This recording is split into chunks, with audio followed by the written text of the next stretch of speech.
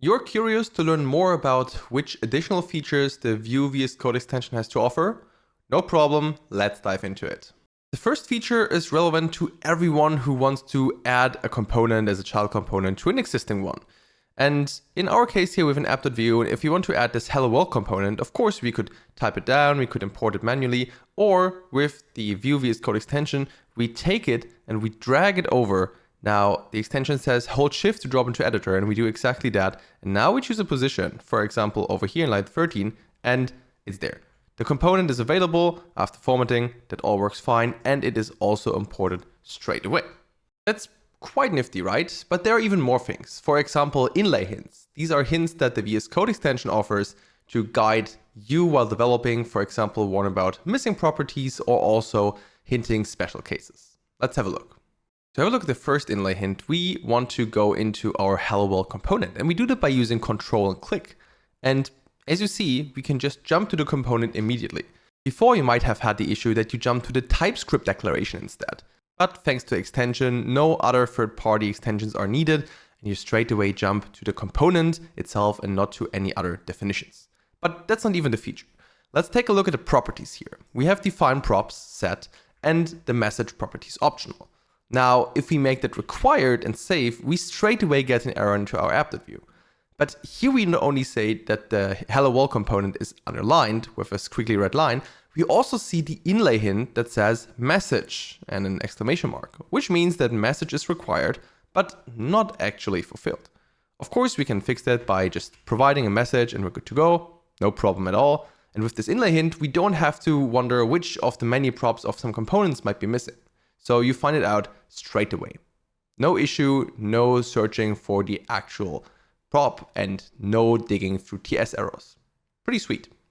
Of course, most of the features of the extension are configurable, so if you don't like the inlay hint, you can disable it by searching for Vue, inlay hints, missing props in your settings, or using the respective JSON option if you prefer that, untick or tick the box, and we see the hint is gone versus the hint is there again. That's the case, as mentioned, for many features, and it's quite useful to customize it as you or your team or your company needs it. Let's jump to the next inlay hint, which is quite useful if you use the reactive props destructuring feature, which you probably do nowadays. So back to the hello world component, we make our message prop optional again, and of course if we want to use it, we can write const props, and instead of using props.message, we want to destructure it and give it a default value, like default message. This is pretty helpful, so you don't have to use with defaults anymore, thanks to, well, a few Vue minor versions before. And now, instead of using props.message, we can, for example, watch it by using just a simple watch. We import it, and then when we write message, the inlay hint for the structured props will actually tell us, oh, it's props.message. So we know it's not a ref that you can change. It's actually coming from props. In the case of watch, we know that we here have to use a getter function now. That's a specialty when using directive props destructuring. And then, of course, we can use a function and do whatever we want there. But as mentioned before, the inlay hint here helps a lot to remember that message is actually destructured from the props and not just a plain ref or reactive. So that will save quite some headache. Talking about headaches though, let's go back to our app.vue here and create a new computed value.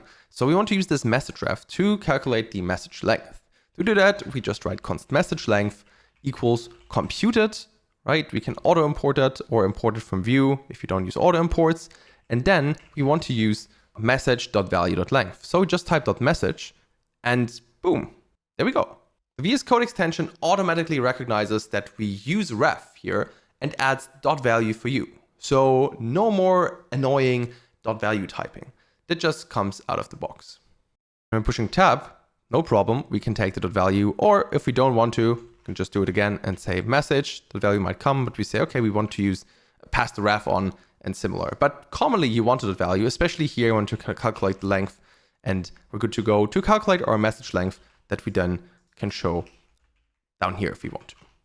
So with these features, your Vue development experience with VS Code will get way better than before, thanks to the new Vue VS Code extension version 3.0. And there are also a few more features that you can unlock by supporting the project.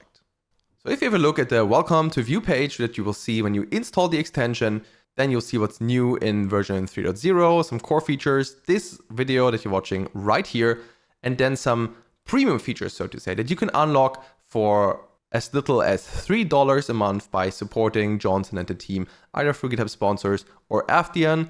If you have an organization that wants to use them, of course, there are also other ways. Links to all of that in the profile. And I must say, yes, everything there is open source, so supporting them and keeping this extension alive is super important. The Vue core team itself is underfunded, so if you can do something there, either as an organization, unlocking more for your developers, or as an individual, that's always appreciated. Now let's have a quick look into the features. The first, and in my opinion also the most amazing of these premium features, is actually visualizing reactivity. So if we take a look at items and we just click here, we will see not only where items is used, this is VS Code, but we also see which of the, for example, computed properties are actually influenced by items.value. So we straight away see that, okay, filtered items, because down here this is used, or also current ID because items.value is used in there.